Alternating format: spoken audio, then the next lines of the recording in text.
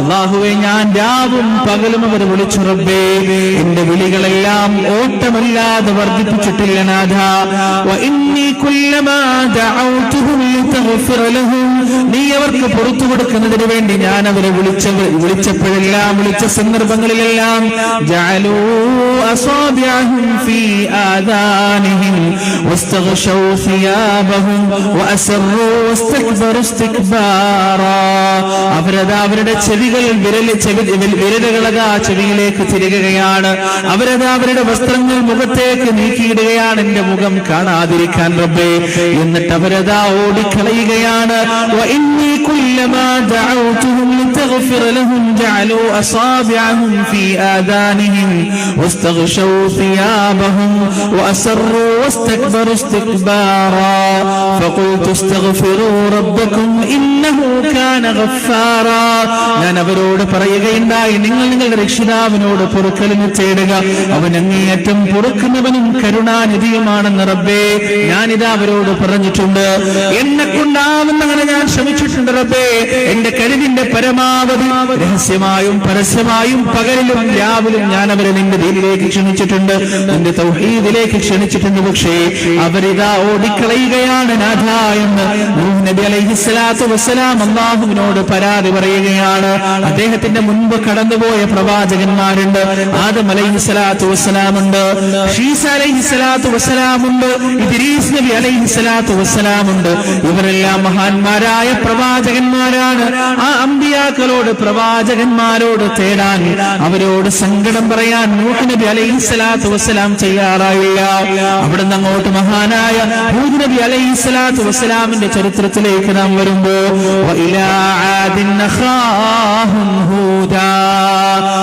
ആദ് സമുദായത്തിന്റെ ചരിത്രം ആദ് സമുദായത്തിലേക്ക് ഹൂദ് നബി അതാ പടച്ചറബ് പറഞ്ഞയക്കുകയാണ് ഫഖാല യാ ഖൗമി അബ്ദുല്ലാഹ് അദ്ദേഹം പറയുകയാണ് അല്ലയോ സമുദായമേ അല്ലാഹുവിനെ നിങ്ങൾ ആരാധിക്കുക മാലക്കും മിൻ ഇലാഹിൻ ഗൈറു അവനല്ലാതെ മറ്റൊരാരാധ്യൻ നിങ്ങൾക്കില്ല ഇൻ അൻതും ഇല്ലാ മുഫ്തറൂൻ നിങ്ങൾ കെട്ടിച്ചു വെക്കുന്ന ആരാധന്മാരെല്ലാം കേവലം കള്ളങ്ങൾ മാത്രമാകുന്നു അസത്യങ്ങൾ മാത്രമാകുന്നു ഹൂദ് നബി അലൈഹിസ്സലാത്തു വസ്സലാമിന്റെ ദഅവത്തിന്റെ വാക്കുകളാണ് അവിടുന്ന് അങ്ങോട്ട് കാലചക്രം മുന്നോട്ട് പോയി മഹാനായ സ്വാലിഹ് നബി അലൈഹിസ്സലാത്തു വസ്സലാമിന്റെ കാലം വരികയാണ് തമൂദ് ഗോത്രമാണെന്ന് വഇലാ തമൂദ അഖാഹും സ്വാലിഹാ ഖാല യാ ഖൗമി ഇബ്ദുല്ലാഹ് മാലക്കും മിൻ ഇലാഹിൻ ഗൈറു തമൂദ് ഗോത്രത്തിലേക്ക് സ്വാലിഹ് നബി വന്നുകൊണ്ട് പറയുകയാണ് അല്ലയോ സമുദായമേ നിങ്ങൾ അല്ലാഹുവിനെ ആരാധിക്കുക മാലക്കും മിൻ ഇലാഹിൻ ഗൈറു അവനല്ലാതെ നിങ്ങൾക്ക് വേറെ ആരാധ്യനില്ല അവനല്ലാതെ നിങ്ങൾക്ക് വേറെ അവലംബമില്ല എന്ന് അതാ സ്വാലിഹ് നബി അലൈഹിസ്സലാത്തു വസ്സലാം തമൂദ് ഗോത്രത്തിൽ വന്നുകൊണ്ട് പറയുകയാണ് അവിടെ നിന്ന് അങ്ങോട്ട് കാലചക്രം കൊണ്ട് മുന്നോട്ട് പോകുമ്പോൾ മഹാനായ ഇബ്രാഹിം അലൈഹിസ്സലാത്തു വസ്സലാമിന്റെ നിത്യവസന്തമായി ലോകത്തൊന്നും നിലനിൽക്കുന്ന അതുല്യമായ അനുപമമായ സ്വർണ്ണലിപികളായി ചരിത്രത്തിൽ രേഖപ്പെട്ട് കിടക്കുന്ന മഹത്തായ ചരിത്രമാണ് ഇബ്രാഹിം അലൈഹിസ്സലാത്തു വസ്സലാമിന്റെ ചരിത്രം. തന്റെ യൗവനവും തന്റെ മധ്യവയസ്സും തന്റെ വാർദ്ധക്യവും സമർപ്പണത്തിനു വേണ്ടിയും തൗഹീദി പ്രബോധനത്തിനു വേണ്ടിയും ഇബാദത്തിനു വേണ്ടിയും മാറ്റിവെച്ച മഹാരഥനായ പ്രവാചകൻ ഇബ്രാഹിം അലൈഹിസ്സലാത്തു വസ്സലാം.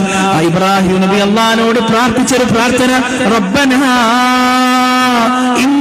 أسكنت من ذريتي بواد غير ذي زرع عند بيتك المحرم ربنا ليقيموا الصلاة فاجعل أفئدة من الناس تهوي إليهم وارزقهم من الثمرات അല്ലാഹുവേ ഞാനിതാ ഊഷരമായ ഭൂമിയെ ഫലങ്ങളേതുമില്ലാത്ത കൃഷികളേതുമില്ലാത്ത ഭക്ഷണം കിട്ടാൻ സാധ്യതയില്ലാത്ത കുടിനീരിന് പോലും സാധ്യതയില്ലാത്ത മനുഷ്യവാസമില്ലാത്ത ചെന്നായ്ക്കളുടെ ഓടിയടലുകൾ പാറമടകളിൽ തട്ടി പ്രതിധ്വനിക്കുന്ന വിജനമായ ഈ പ്രദേശത്ത് എന്റെ ഒരു സന്താനത്തെ ഞാനിവിടെ ആക്കിയിട്ട് പോകുകയാണ് റബ്ബേ.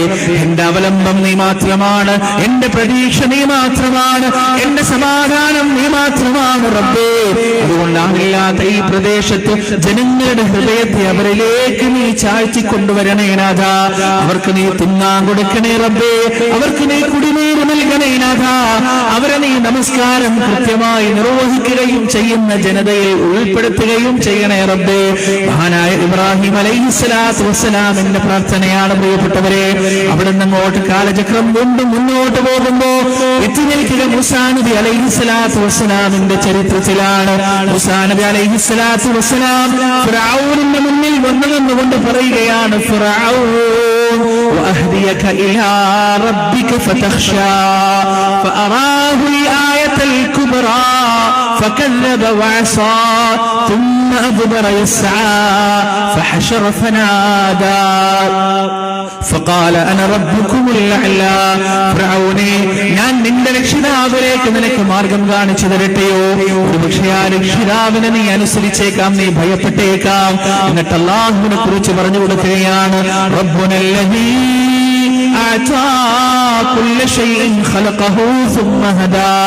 ലോകത്തെ എല്ലാറ്റിനെയും പടക്കുകയും അതിനെല്ലാം അതിന്റെ പ്രകൃതം നൽകുകയും എങ്ങനെ ജീവിക്കണമെന്ന് അതിനെല്ലാം പഠിപ്പിച്ചു കൊടുക്കുകയും ചെയ്തവനാണ് എന്റെ റബ്ബ് എന്ന് മൂസാ നബി അലൈഹിസ്സലാത്തു വസ്സലാം ഫിർഔനിന് പറഞ്ഞു കൊടുക്കുകയാണ്. എന്നിട്ട് അവസാനം മൂസാ നബി അല്ലാഹുവോട് നടത്തുന്ന ഒരു പ്രാർത്ഥനയുണ്ട്, റബ്ബന തുംസ് അലാ അംവാലിഹിം വഷ്ദുദ് അലാ ഖുലൂബിഹിം ഫലാ യുമിനൂ ഹത്താ യറവുൽ അല്ലാഹുവിന്റെ പ്രബോധനത്തിന്റെ നാളുകൾ ഫിർഔനിന്റെ മനസ്സിനെ മാറ്റിയിട്ടില്ല റബ്ബേ, ഈ സമൂഹത്തെ നന്നാക്കിയിട്ടുമില്ല നാഥാ. അവരുടെ അഹങ്കാരത്തിൽ അങ്ങനെ മുന്നോട്ട് പോയിക്കൊണ്ടിരിക്കുകയാണ്, അവരുടെ അഹങ്കാരത്തിൽ വിരാജിച്ചുകൊണ്ടിരിക്കുകയാണ്. അതുകൊണ്ട് റബ്ബേ, അവരുടെ സമ്പത്ത് നീ നശിപ്പിച്ചു കളയണേ.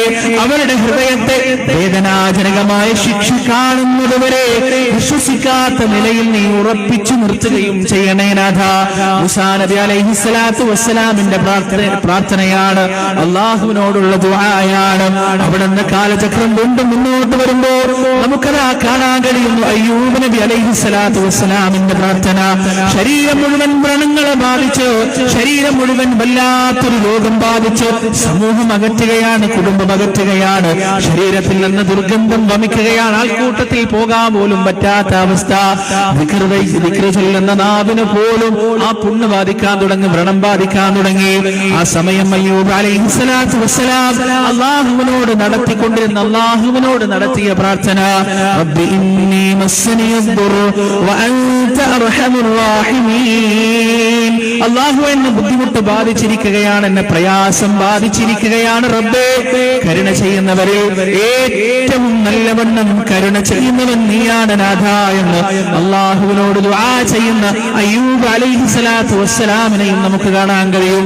അവിടുന്ന് കാലം കൊണ്ട് മുന്നോട്ട് പോകുമ്പോ സക്കറിയ നബി അലൈഹിസ്സലാത്തു വസ്സലാം താടിയും മുടിയും നരച്ചിട്ടുണ്ട്, എല്ലുകളുടെ ശക്തി ശോഷിച്ചു പോയിട്ടുണ്ട്, വൃദ്ധനായിട്ടുണ്ട്. തന്റെ പ്രബോധന കാലഘട്ടം ഏറ്റവും നല്ല രീതിയിൽ സമൂഹത്തിൽ അദ്ദേഹം വിനിയോഗിച്ചിട്ടുണ്ടെന്നാൽ തന്റെ കാലശേഷം തന്റെ ദൗത്യമേറ്റെടുത്തുകൊണ്ട് സമൂഹത്തിലേക്ക് ഇറങ്ങാൻ ഒരു അനന്തരാവകാശിയില്ല, ഒരു മകനില്ല, ഒരു സന്താനമില്ല. അല്ലാഹുവിനോട് ദുആ ചെയ്യുന്നുണ്ട് നന്നായി. എന്നിട്ട് അദ്ദേഹം പറയുന്ന ഒരു വർത്തമാനമുണ്ട്, വലം അകും ബിദുആഇക റബ്ബി ശഖിയാ.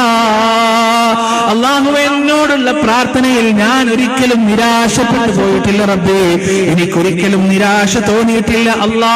ഞാനിതാ വീണ്ടും ആശയോടുകൂടി ആഗ്രഹത്തോടുകൂടി നിന്നോട് ഞാൻ ആവശ്യപ്പെടുകയാണ്, എന്റെ ആഗ്രഹങ്ങൾ ഉന്നയിക്കുകയാണ്. വല്ലാത്തൊരു പാഠമാണ് പ്രിയപ്പെട്ടവരെ.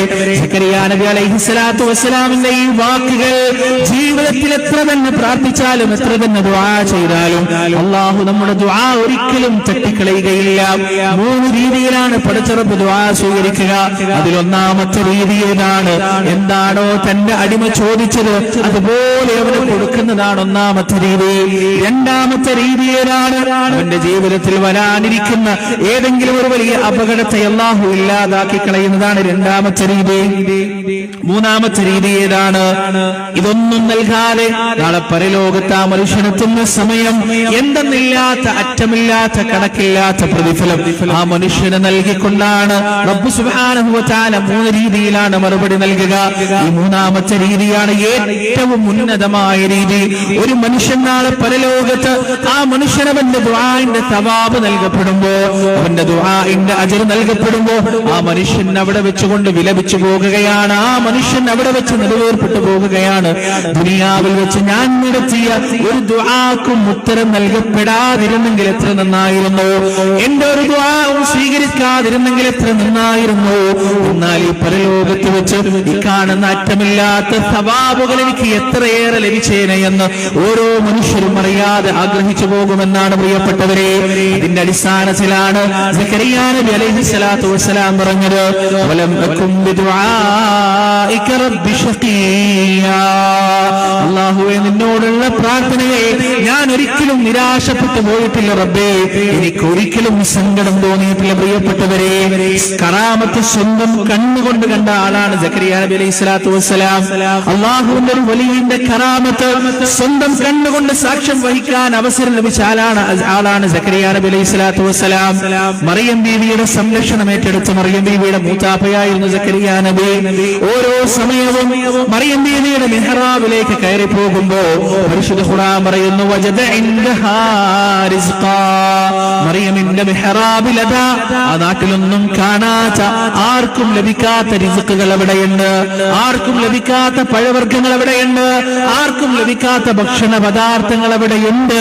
സക്കറിയാ നബി അല്ലാതെ മറ്റാരും മറിയമിന്റെ മിഹ്റാബിലേക്ക് പോകാറുമില്ല. ഒരു ദിവസം സക്കറിയാ നബി ചോദിക്കുകയാണ്, ഖാല യാ മറിയമു അന്നാ ലകി ഹാദാ, യാ മറിയമു അന്നാ ലകി ഹാദാ. മറിയമേ, എങ്ങനെയാണ് നിനക്കിത് ലഭിക്കുന്നത്? എവിടെ നിന്നാണ് മോളെ നിനക്ക് ഈ ഭക്ഷണം ലഭിക്കുന്നത്? നിനക്ക് ഈ ഭക്ഷണം ആരാണ് കൊണ്ടുവന്ന് തരുന്നത്? അവിടെ മറിയം ദേവി മറുപടി പറയുകയാണ്, ഖാലത് ഹുവ മിൻ ഇൻദില്ലാഹ് ഇന്നല്ലാഹ യർസുഖു മൻ യശാഉ ബിഗൈരി ഹിസാബ്. ഈ ഭക്ഷണം എനിക്ക് ലഭിക്കുന്നത്, ഈ ഉപജീവനം എനിക്ക് ലഭിക്കുന്നത് അള്ളാഹുവിന്റെ പക്കൽ നിന്നാണ്, അള്ളാഹുവിൽ നിന്നാണ്. നിശ്ചയം അവൻ ഉപേക്ഷിക്കുന്നവർക്ക് കണക്കില്ലാതെ അവൻ കൊടുക്കുന്നു. ഇവിടെയാണ് പ്രിയപ്പെട്ടവരെ ചരിത്രത്തിൽ ഏറ്റവും ശ്രദ്ധേയമായ തൗഹീദിന്റെ വചനങ്ങൾ സക്കറിയാ നബി അലൈഹിസ്സലാത്തു വസ്സലാം ഉരുവിടുന്നത്. തന്റെ മുന്നിലിരിക്കുന്നത് ഒരു വലിയാണ്, തന്റെ മുന്നിൽ കണ്ടുകൊണ്ടിരിക്കുന്നത് ഒരു കറാമത്താണ്, ഒരു അത്ഭുതമാണ്. ആ അത്ഭുതം കണ്ടപ്പോ സക്കറിയാ നബിയുടെ പ്രതികരണം എന്തായിരുന്നു? ഹുനാലിക ദആ സക്കറിയാ റബ്ബ ഖാല റബ്ബി ഹബ് ലീ മിൻ ലദുക ദുർരിയതൻ തയ്യിബ ഇന്നക സമീഉദ് ദുആ.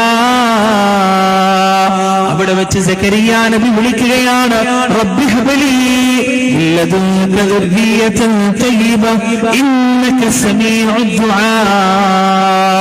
അല്ലാഹു എനിക്കൊരു സന്താനത്തെ നൽകണേ, ത്വയ്യിബായ നല്ലതായ സ്വാലിഹായ ഒരു സന്താനത്തെ എനിക്ക് നീ നൽകണേ അല്ലാ എന്ന് സക്കറിയാ നബി അലൈഹിസ്സലാത്തു വസ്സലാം അവിടെ വെച്ച് അല്ലാഹുവിനെ വിളിച്ച് പ്രാർത്ഥിക്കുകയാണ്. അവിടുന്ന് അങ്ങോട്ട് വീണ്ടും കാലം മുന്നോട്ട് വരുമ്പോൾ പ്രിയപ്പെട്ടവരെ ഈസാ നബി അലൈഹിസ്സലാത്തു വസ്സലാമിൽ വന്ന് നിൽക്കുകയാണ്. ഈസാ നബിയുടെ പ്രാർത്ഥനയും പരിശുദ്ധ ഖുർആനിൽ നമുക്ക് കാണാൻ കഴിയും. അല്ലാഹുമ്മ റബ്ബനാ അൻസിൽ അലൈനാ മാഇദതൻ മിനസ് സമാ തകൂനു ലനാ ഈദൻ ലിഅവ്വലിനാ വആഖിരിനാ വആയതൻ മിൻക വർസുഖ്നാ വഅൻത ഖൈറുർ റാസിഖീൻ. അല്ലാഹുവേ, എന്റെ സമൂഹം ആവശ്യപ്പെടുന്നത് പോലെ, എന്റെ ഉമ്മത്ത് ആവശ്യപ്പെടുന്നത് പോലെ ആകാശത്തു നിന്നൊരു ഭക്ഷണത്തളിക ഞങ്ങൾക്ക് നീ ഇറക്കി തന്നാലും നിങ്ങളുടെ മുൻഗാമികൾക്കും പിൻഗാമികൾക്കും അതൊരു ഈദാവുന്നതിന് വേണ്ടി, അതൊരു ആഘോഷമാകുന്നതിന് വേണ്ടി. പ്രിയപ്പെട്ടവരെ, ഈ ചരിത്രമെല്ലാം ഇവിടെ പ്രസ്താവിച്ചത് എന്തിനു വേണ്ടിയാണ്? ലോകത്ത് കടന്നു വന്ന പ്രവാചകന്മാരുടെ പ്രാർത്ഥനകൾ മുഴുവൻ എടുത്തു നോക്കിയാൽ, അവരുടെ പ്രവർത്തനങ്ങൾ മുഴുവനും എടുത്തു നോക്കിയാൽ, അവരുടെ പ്രബോധനത്തിന്റെ നാൾവഴികൾ എടുത്ത് പരിശോധിച്ചാൽ അവിടെയെല്ലാം നമുക്ക് കാണാൻ കഴിയുന്ന ഒരേ ഒരു കാര്യമാണ്, ലാ ഇലാഹ ഇല്ലല്ലാഹ്, അല്ലാഹു അല്ലാതെ മറ്റൊരാരാധ്യനില്ല. തൗഹീദിന്റെ വചനമാണ് പ്രിയപ്പെട്ടവരെ. ഈ തൗഹീദിൽ മായം കലർത്തുന്നതിനാണ് ദുൽം എന്ന് പറയുന്നത്. പറയുന്നത് ആ ദുൽമ കലർത്താതെയുള്ള വിശ്വാസത്തിന് മാത്രമേ നിർഭയത്വം നൽകാൻ കഴിയുകയുള്ളൂ എന്ന് പരിശുദ്ധ ഖുർആനിലൂടെ റബ്ബ് സുബ്ഹാനഹു വ തആല നമുക്ക് പഠിപ്പിച്ചു തരികയാണ്. പ്രിയപ്പെട്ടവരെ, ശിർക്ക് എന്ന മഹാദുരന്തം, ബഹുദൈവാരാധന എന്ന മഹാദുരന്തം, ഏകനായ രക്ഷിതാവിനെ, ഏകനായ രാജാതിരാജനായ അല്ലാഹുവിനെ ആരാധിക്കുന്നതിന് പകരം ലോകത്തുള്ള സകലമാന ദൈവങ്ങളെയും സകലമാന അമ്പിയാക്കളെയും സകലമാന ഔലിയാക്കളെയും വിളിച്ചു പ്രാർത്ഥിക്കുന്ന വലിയ ദുരന്തം. ഒരു മനുഷ്യന്റെ ജീവിതത്തിൽ സംഭവിക്കുന്ന പാപങ്ങളിൽ ഏറ്റവും വലിയ പാപമാണ് ശിർക്ക് എന്ന് പരിശുദ്ധ ഖുർആൻ നമുക്ക് പഠിപ്പിച്ചു തരുന്നു. ശിർക്കിലൂടെ ഒരാൾക്ക് സംഭവിക്കുന്നത് 3 ദുരന്തങ്ങളാണ്. അതിലൊന്നാമത്തത് എന്താണ്? പരിശുദ്ധ ഖുർആൻ ഏതെങ്കിലും ഒരു പാപത്തെ കുറിച്ച് പൊറുക്കുകയില്ല എന്ന് പറഞ്ഞിട്ടുണ്ടെങ്കിൽ, ഏതെങ്കിലും ഒരു പാപത്തെ കുറിച്ച് അത് അക്ഷന്തവ്യമാണെന്ന് പരിശുദ്ധ ഖുർആൻ പറഞ്ഞിട്ടുണ്ടെങ്കിൽ അത് ശിർക്കിനെ കുറിച്ച് മാത്രമാണ്. അല്ലാഹു പറയുന്നു, ഇന്നല്ലാഹ ലാ യഗ്ഫിറു അൻ യുശ്റക ബിഹി വയഗ്ഫിറു മാ ദൂന ദാലിക ലിമൻ യശാ വമൻ യുശ്രിക് ബില്ലാഹ് ഫഖദ് ضل ضلالا ബഈദാ. നിശ്ചയം അല്ലാഹുവിൽ പങ്കു ചേർക്കുന്നത് അല്ലാഹു ഒരിക്കലും പൊറുക്കുകയില്ല. വയഗ്ഫിറു മാ ദൂന ദാലിക ലിമൻ യശാ, അതല്ലാത്ത പാപങ്ങൾ അവൻ ഉദ്ദേശിക്കുന്നവർക്ക് അവൻ പുറത്തു കൊടുത്തേക്കാം. വമൻ യുശ്രിക് ബില്ലാഹ്, ആരാണോ അല്ലാഹുവിൽ പങ്കു ചേർക്കുന്നത് ഫഖദ് ضل ضلالا ബഈദാ, അവൻ വിദൂരമായ വഴികേടിലായിരിക്കുന്നു എന്ന് പരിശുദ്ധ ഖുർആൻ പറയുകയാണ്. ഒന്നാമത്തെ ദുരന്തം അതാണ്. ഖുർആൻ പൊറുക്കുകയില്ല എന്ന് പറഞ്ഞ പാപം നമ്മുടെ ജീവിതത്തിലേക്ക് വരികയാണ്. രണ്ടാമത്തെ ദുരന്തം എന്നാണ് പ്രിയപ്പെട്ടവരെ, നാം ശിർക്കിൽ മരണപ്പെട്ടു പോയാൽ, അല്ലാഹുവിൽ പങ്കു ചേർക്കുന്ന രീതിയിൽ നാം മരണപ്പെട്ടു പോയാൽ നമുക്ക് വേണ്ടി ദുആ ചെയ്യാൻ ഈ ലോകത്ത് ജീവിക്കുന്ന ഒരു മുസ്ലിമിനും പാടുള്ളതല്ല. മകാന ലിന്നബിയ്യി വല്ലദീന ആമനൂ അയസ്തഗ്ഫിറൂ ലിൽ മുശ്രികീന വലൗ കാനൂ ഉലീ ഖുർബാ മിൻ ബഅദി മാ തബയ്യന ലഹും അന്നഹും അസ്ഹാബുൽ ജഹീം.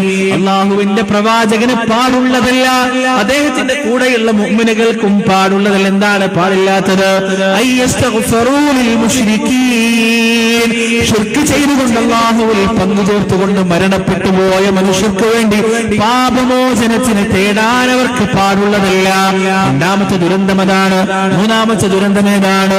വലഖദ് ഊഹിയ ഇലൈക വഇലൽ ലദീന മിൻ ഖബ്ലിക ലഇൻ അശ്റക്ത ലയഹ്ബതന്ന അമലുക വലതകൂനന്ന മിനൽ ഖാസിരീൻ. അങ്ങയ്ക്കും മുമ്പുള്ള പ്രവാചകന്മാർക്കും ഞാനിതാ ബോധനം നൽകിയിരിക്കുന്നു. എന്താണ് ആ ബോധനം? ലഇൻ അശ്റക്ത ലയഹ്ബതന്ന അമലുക വലതകൂനന്ന മിനൽ ഖാസിരീൻ. താങ്കൾ ശിർക്ക് ചെയ്താൽ, താങ്കളിൽ നിന്ന് ശിർക്ക് സംഭവിച്ചു പോയാൽ, ലയഹ്ബതന്ന അമലുക, താങ്കളുടെ അമലുകൾ മുഴുവനും ബാത്തിലായി പോകുന്നതാണ്. വലതകൂനന്ന മിനൽ ഖാസിരീൻ, അങ്ങ് നഷ്ടക്കാരിൽ പെട്ടുപോകുകയും ചെയ്യുന്നതാണ്. സുബ്ഹാനല്ലാഹ്, ഇതാണ് അപ്പറഞ്ഞ ദുൽമ. അമ്മ നഷ്ടപ്പെടുത്തുന്ന, മതത്തിൽ നിന്ന് കിട്ടേണ്ട നിർഭയത്വം നഷ്ടപ്പെടുത്തുന്ന ദുൽമ എന്ന് പറയുന്നത് എന്താണ്? അത് ശിർക്കാണ്. നമ്മുടെ ജീവിതത്തിൽ നാം ഏറ്റവും കൂടുതൽ സൂക്ഷിക്കുകയും ചെയ്യേണ്ട പാപം അതാണ്. പ്രിയപ്പെട്ടവരെ, അതിൽ നിന്ന് ഒരാൾ രക്ഷപ്പെട്ടു കഴിഞ്ഞാൽ ഒരാളുടെ ജീവിതത്തിൽ നിർഭയത്വം കിട്ടാൻ ആരെയും പഠിക്കേണ്ട ആവശ്യമില്ല, ഒന്നിനെയും പഠിക്കേണ്ട ആവശ്യമില്ല. യഥാർത്ഥത്തിൽ മുസ്ലിം ഉമ്മത്ത് ഏറ്റവും കൂടുതൽ ചൂഷണം ചെയ്യപ്പെടുന്നത് മതത്തിന്റെ പേരിലല്ലേ? നിങ്ങളൊന്ന് ആലോചിച്ച് നോക്ക്. എവിടെയാണ് ഒരു മരണം ഉണ്ടായാൽ അവിടെ പൈസ ചെലവ്, ഒരു ജനനം ഉണ്ടായാൽ അവിടെയും പൈസക്ക് ചെലവ്, ഒരാള് ഗൾഫിൽ നിന്ന് പോകുന്നുണ്ടെങ്കിൽ അവിടെ പൈസക്ക് ചെലവ്, ഒരാൾ ഗൾഫിൽ നിന്ന് വരുന്നുണ്ടെങ്കിൽ അവിടെയും പൈസക്ക് ചെലവ്, പ്രസവിച്ച് 40 ദിവസമായി കഴിഞ്ഞാൽ അതിനും പൈസ ചെലവ്, ഖബറിൽ മറമാടുന്നതിന് പൈസ ചെലവ്, യാസീൻ ഓതുന്നതിന് വേറെ കൂലി. ഇങ്ങനെ മനുഷ്യ ജീവിതത്തിന്റെ എല്ലാ മേഖലകളും ഒരു കഴിക്കലായി മാറി. അതൊരു കഴിക്കലാണ്, എല്ലാം കഴിക്കലാണ്. 40 കഴിക്കല്, കണ്ണോക്ക് കഴിക്കല്, മൗലൂദ് കഴിക്കല്, നേർച്ച കഴിക്കല്. ഇനിയുള്ള വരാൻ പോകുന്ന ദിവസങ്ങളിൽ നമ്മൾ സാക്ഷ്യം വഹിക്കാൻ പോകുന്നത് അതാണ്. ചില ആളുകൾക്ക് ചിലതെല്ലാം സീസണാണ്. സീസൺ എന്ന് പറഞ്ഞാൽ തങ്ങളുടെ ഉപജീവനത്തിന് വേണ്ടിയുള്ള പണം വാരാൻ കഴിയുന്ന സമയമാണ്. ഏറ്റവും കൂടുതൽ പരിപാടികളും പ്രോഗ്രാമുകളും നടക്കുന്ന ഒരു സമയം. ഇപ്പോ നിസ്കരിക്കാൻ കയറിയ പള്ളിയിൽ നിന്ന് പുറത്തേക്ക് ഇങ്ങോട്ട് ഇറങ്ങുമ്പോ അവിടെ എന്താ കാണുന്നത്? എല്ലാ ആഴ്ചയും ബദർ മൗലിദ്, മഹാദറത്തുൽ ബദർ എല്ലാ മാസത്തിലും ഒരു ദിവസം. ഇവിടെ നിങ്ങളൊന്ന് ആലോചിച്ച് നോക്ക് പ്രിയപ്പെട്ടവരെ, മുസ്ലിം ഉമ്മത്ത് ഏതൊക്കെ രീതിയിലാണ് ചൂഷണം ചെയ്യുന്നത്, ഏതൊക്കെ രീതിയിലാണ് ചൂഷണം ചെയ്യുന്നത്. ഇവിടെ സലാത്ത് നഗറിലും അതുപോലെ ദിക്ർ നഗറുകളിലുമെല്ലാം എന്താണ് സ്വലാത്ത്, എന്താണ് ദിക്ർ? ദിക്ർ എന്ന് പറഞ്ഞാൽ എന്താണ്? ഒരു മനുഷ്യൻ ഒറ്റക്കിരുന്ന് അല്ലാഹുവിനെ ഓർമ്മിക്കലല്ലേ? അതിന്റെ ഒരു മഹത്വം കൂട്ടത്തോടെ ഇരുന്ന് വലിയ ജനാവലിയിൽ ഇരുന്നു കൊണ്ട് ഇങ്ങനെ ആർത്തട്ടഹസിക്കുമ്പോ എവിടെയാണ് നമുക്ക് പടച്ചോനെ ഓർമ്മ വരിക? അലാ ബിദിക്രില്ലാഹി തത്മഇന്നുൽ ഖുലൂബ്. നമ്മുടെ ഹൃദയത്തിന് സമാധാനം നൽകുന്ന ദിക്റാണ് ദിക്ർ. നമ്മുടെ മനസ്സിന് കുളിർമ നൽകുന്ന ദിക്റാണ് ദിക്ർ. ഒച്ചപ്പാടുകളല്ല, ബഹളങ്ങളല്ല, ആയിരക്കണക്കിന് ലൈറ്റുകൾ കത്തിച്ച് ലക്ഷക്കണക്കിന് ആളുകളെ കൂട്ടി വലിയ വാട്സും മൈക്കും വെച്ചുണ്ടാകുന്ന ഒച്ചപ്പാടുകൾക്കല്ല അള്ളാഹുവിന്റെ ദിക്ർ എന്ന് പറയുന്നത്, അള്ളാഹുവിന്റെ സ്മരണ എന്ന് പറയുന്നത്. അങ്ങനെ അള്ളാന്റെ റസൂലും സഹാബത്തും ചെയ്തിട്ടില്ല. അവരെല്ലാം ദിക്റിൽ ഏർപ്പെട്ടിരുന്നു. എപ്പോ? നാട് മുഴുവൻ കിടന്നുറങ്ങുമ്പോ, എല്ലാവരും കിടന്നുറങ്ങുമ്പോ, രാത്രിയുടെ മൂന്നാമത്തെ യാമങ്ങളിൽ അള്ളാഹിനെ ഓർമ്മിച്ച് പേടിച്ചെഴുന്നേറ്റ് നിന്ന് അള്ളാഹുവിനെ ഓർത്തിരുന്നു അവർ. ഒന്നാമത്തെ ആകാശത്തിൽ പടച്ച റബ്ബ് വന്ന് അവരെ വിളിക്കുമ്പോ ആ വിളി ഹൃദയം കൊണ്ട് കേട്ടവരാണ് അഷ്റത്തുൽ മുബശ്ശിരീൻപ്പെട്ട സ്വഹാബികൾ, ഖുലഫാഉർ റാഷിദീൻപ്പെട്ട സ്വഹാബികൾ. അവരെല്ലാം ദിക്ർ ചൊല്ലിയിരുന്നു. അതിനൊന്നും പൈസ ചെലവുണ്ടായിരുന്നില്ല പ്രിയപ്പെട്ടവരെ. ഞാൻ പറയുന്നത് പൈസ ചെലവുള്ള കാര്യങ്ങളെല്ലാം പ്രശ്നമാണെന്നല്ല ഞാൻ പറഞ്ഞു വരുന്നത്. പക്ഷേ മനുഷ്യരേറ്റവും കൂടുതൽ ചൂഷണം ചെയ്യപ്പെടുന്നത് ആത്മീയ ഭയത്തിലൂടെയാണ് എന്ന് നാം മനസ്സിലാക്കേണ്ടതുണ്ട്. ഒരുതരം ഭയമാണ്, ഒരുതരം പേടിയാണ്. പൊരുത്തക്കേട് തട്ടിപ്പോവോ, അല്ലെങ്കിൽ കാര്യങ്ങൾ നടക്കാതിരുന്നു പോവോ, വീടെടുക്കുമ്പോ പേടിയാണ്, വാഹനം എടുക്കുമ്പോ പേടിയാണ്, യാത്രക്കിറങ്ങുമ്പോ പേടിയാണ്, യാത്ര തിരിച്ചു വീട്ടിലേക്ക് വരുമ്പോ പേടിയാണ്, സാധനങ്ങൾ വാങ്ങിക്കാൻ പോകുമ്പോ പേടിയാണ്, പ്രസവിച്ച ദിവസം പേടിയാണ്, പ്രസവിക്കാൻ പോകുമ്പോ പേടിയാണ്, മുലയൂട്ടാൻ പേടിയാണ്. നമ്മുടെ നാട്ടിലല്ലേ നടന്നത്? ഒരു കുട്ടി ജനിച്ചിട്ട് 5 വാങ്ക് കഴിയുന്നതുവരെ ആ കുട്ടിക്ക് മുലപ്പാൽ നൽകാൻ പാടില്ല എന്ന് ആരോ പറഞ്ഞപ്പോ സ്വന്തം കുഞ്ഞിന് മുലപ്പാൽ നിഷേധിച്ച സംഭവം നമ്മുടെ നാട്ടിലല്ലേ നടന്നത്? എന്താണത്? ഒരുതരം ഭയമാണ്. ഇതനുസരിച്ചിട്ടില്ലെങ്കിൽ എനിക്കെന്തോ അങ്ങോട്ട് സംഭവിച്ചു പോകും എന്ന ഭയമാണ് ഇത്തരത്തിലുള്ള ആളുകൾ ഇത് ചെയ്യിക്കുന്നത്. അതുപോലെ തന്നെ തന്റെ 2 വയസ്സുള്ള കുട്ടിയെ കാലുകൊണ്ട് കൂട്ടിപ്പിടിച്ച് മതിലിനടിച്ചു കൊന്ന സംഭവം നടന്നത് ഈ കേരളത്തിലല്ലേ? എന്താണ്? ആ കുട്ടിയാണ് തന്റെ എല്ലാ അഭാഗ്യങ്ങൾക്കും ദൗർഭാഗ്യങ്ങൾക്കും കാരണം, തന്റെ എല്ലാ പ്രശ്നങ്ങൾക്കും കാരണം എന്ന് ആരോ പറഞ്ഞു കൊടുത്തപ്പോ സ്വന്തം ബീജത്തിൽ പിറന്ന കുഞ്ഞിനെ ചുരുട്ടിയെടുത്ത് മതിലിനടിച്ചു കൊന്നത് ഈ നാട്ടിലാണ്, നമ്മുടെ കേരളത്തിലാണ്. ഭയപ്പാടാണ് മനുഷ്യന് മുഴുവൻ. ആ ഭയപ്പാടിനെ ചൂഷണം ചെയ്യാൻ തക്കം പാർത്തു നിൽക്കുന്ന ആളുകൾ നമ്മുടെ ഇടയിലുണ്ട് എന്ന കാര്യം എത്രത്തോളം നിങ്ങൾ അറിയോ പ്രിയപ്പെട്ടവരെ? ഖബറിനെ കുറിച്ച്, ഖബറൊക്കെ യഥാർത്ഥത്തിൽ ഭയപ്പെടേണ്ട വിഷയമാണ്.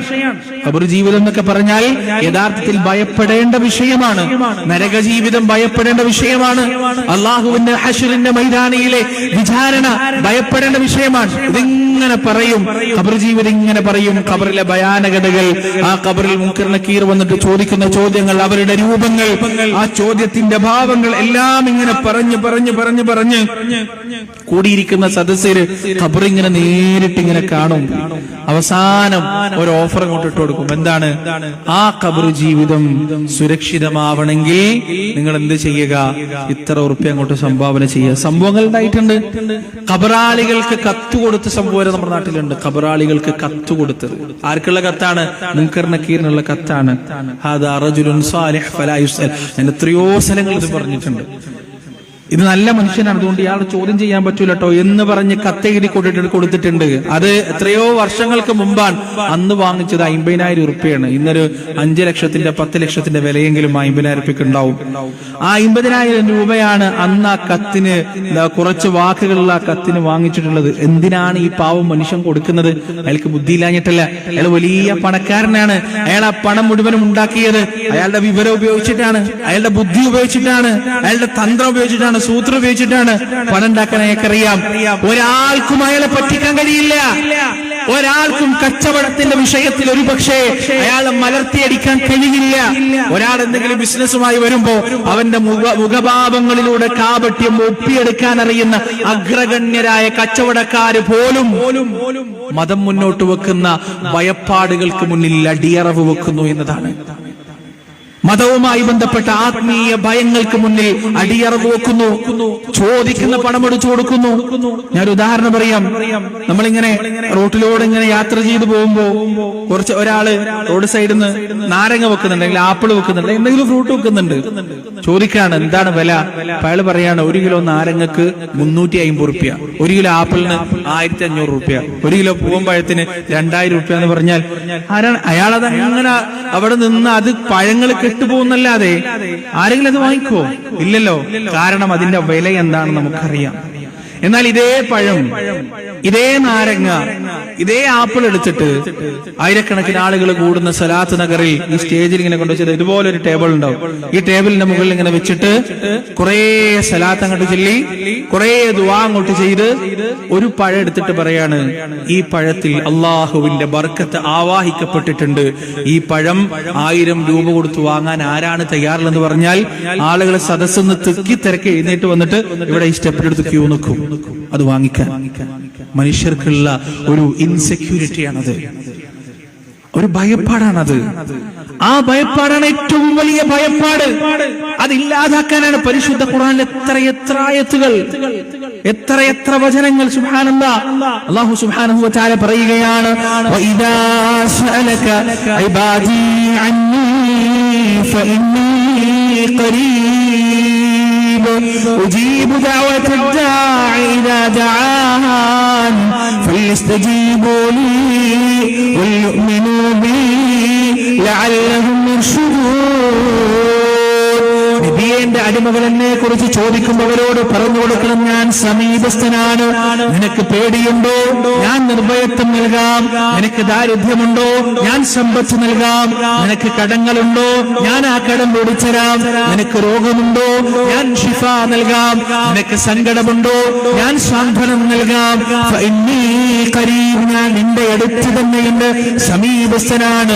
ഉജീബു ദഅവത ദാഇ ഇദാ ദഅാൻ, വേദനിക്കുന്നവൻ വേദനിച്ചുകൊണ്ട് വിളിക്കുമ്പോൾ അവന്റെ പ്രാർത്ഥന കേൾക്കുന്നവനാണ് ഞാൻ, അവന്റെ ദുആ കേൾക്കുന്നവനാണ് ഞാൻ എന്ന് അല്ലാഹു പറയുകയാണ്. പ്രിയപ്പെട്ടവരെ, ഇത്തരത്തിലുള്ള സകല ചൂഷണങ്ങളുടെയും ഭയപ്പാടുകളുടെയും കടക്ക് കത്തിവെച്ച് തച്ചു തകർക്കുന്ന അള്ളാഹുവിന്റെ വചനങ്ങൾ വിട്ടിട്ടാണ് മനുഷ്യന്മാരും വിരളി പിടിച്ചോടിക്കൊണ്ടിരിക്കുന്നത്, എവിടേക്കൊക്കെ പാഞ്ഞുകൊണ്ടിരിക്കുന്നത്, എന്തൊക്കെയോ സമാധാനങ്ങൾ അവലംബിച്ചുകൊണ്ടിരിക്കുന്നത്. അള്ളാഹു പറയുകയാണ്, വലഖദ് ഖലഖനൽ ഇൻസാൻ ونعلم ما توسوس به نفسه ونحن أقرب إليه من حبل الوريد. നാമാണ് മനുഷ്യനെ പഠിച്ചത്. അള്ളാഹുവിന്റെ വാക്ക് നിങ്ങൾ നോക്കണം. ഞാനാണ് മനുഷ്യനെ പഠിച്ചത്. അവന്റെ ഉള്ളിലുള്ള മന്ത്രങ്ങൾ അറിയുന്നതും നാമാണ്. അവന്റെ കണ്ഠനാടിയേക്കാൾ അടുത്തവനാണ് ഞാനെന്ന് പഠിച്ച റബ്ബ് പറയുകയാണ്. അവിടെയും അവസാനിച്ചില്ല. അള്ളാഹു ചോദിക്കുകയാണ്, المضطر إذا دعاه فيكشف السوء ويجعل لكم خلفاء الأرض أإله مع الله. പ്രയാസപ്പെടുന്നവൻ പ്രയാസത്തിന്റെ അങ്ങേയറ്റത്ത് നിൽക്കുമ്പോ അവന് മറുപടി നൽകുന്നവൻ ഞാനല്ലാതെ മറ്റാരാണ്? അവന്റെ ദുആക്ക് ഉത്തരം നൽകുന്നവൻ ഞാനല്ലാതെ മറ്റാരാണ്? അവന്റെ വേദനകൾ ഇല്ലാതാക്കുന്നവൻ, നീക്കിക്കളയുന്നവൻ ഞാനല്ലാതെ മറ്റാരാണെന്ന് അല്ലാഹു ചോദിക്കുകയാണ്. അവിടെയും അവസാനിച്ചില്ല. അല്ലാഹു ചോദിക്കുന്നു, അലൈസല്ലാഹു ബികാഫിൻ അബ്ദ, കാണാൻ ഞാൻ കണ്ണ് നൽകിയ, കേൾക്കാൻ ഞാൻ കാതുകൾ നൽകിയ, പറയാൻ ഞാൻ നാവ് നൽകിയ, പിടിക്കുന്ന ഹൃദയം നൽകിയ ഞാൻ എന്റെ അടിമക്ക് മതിയായവനല്ലേ? എല്ലാം നൽകിയ ഞാൻ എന്റെ അടിമക്ക് പോന്നവനല്ലേ എന്ന് അല്ലാഹു സുബ്ഹാനഹു വ തആല ചോദിക്കുകയാണ്. നിർഭയത്വത്തിന്റെ പ്രഭവമാണ് പ്രിയപ്പെട്ടവരെ, നിർഭയത്വത്തിന്റെ അനന്തമായ പ്രവാഹമാണ് പരിശുദ്ധ ഖുർആനിലെ ഈ ആയത്തുകളിൽ നിന്ന് നാം മനസ്സിലാക്കേണ്ടതുണ്ട്. ഈ ആയത്തുകളിലാണ് നാം നിർഭയത്വമടയേണ്ടത്. ഈ ആയത്തുകളിലാണ് നാം അഭയം കണ്ടെത്തേണ്ടത്. ഈ ആയത്തുകളിലൂടെയാണ് നാം സമാധാനം കണ്ടെത്തേണ്ടത്. ഒരു മുസ്ലിം പ്രാർത്ഥിക്കുന്ന പ്രാർത്ഥന എന്താണ്?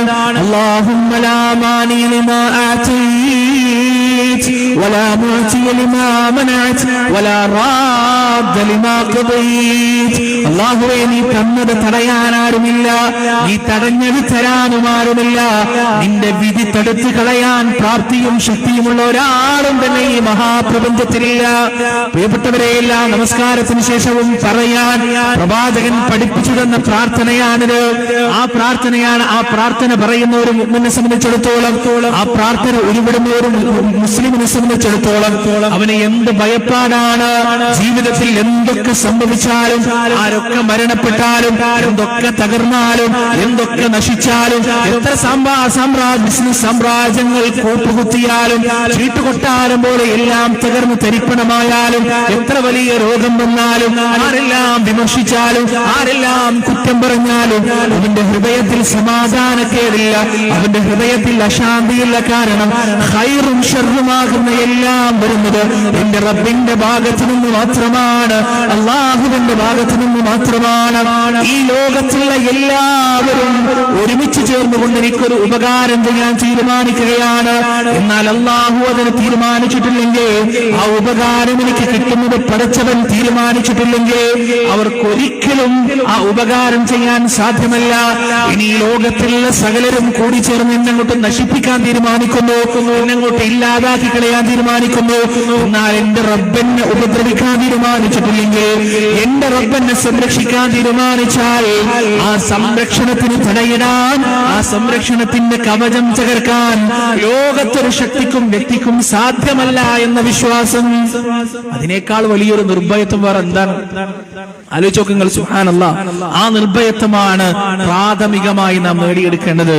ലാ ഇലാഹ ഇല്ലല്ലാഹ് തരുന്ന ഒന്നാമത്തെ നിർഭയത്വം എന്താണ്? ആത്മീയ നിർഭയത്വമാണ്.